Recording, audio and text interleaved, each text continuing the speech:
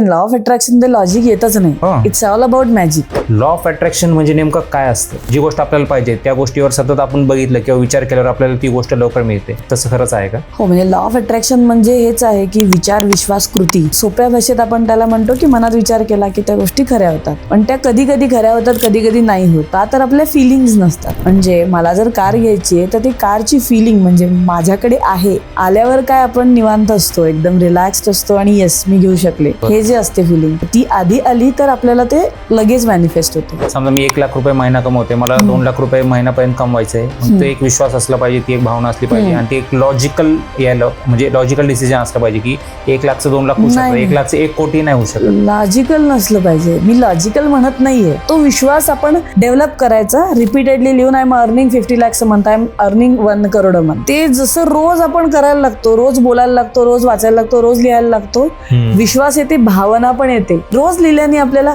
हा मिळाल्यावर मी काय करेन हे पण कधीतरी मनात येऊन जातं. मग ते काय करेन हे ठरलं ना की आपोआप समोरून मार्ग निर्माण होतो.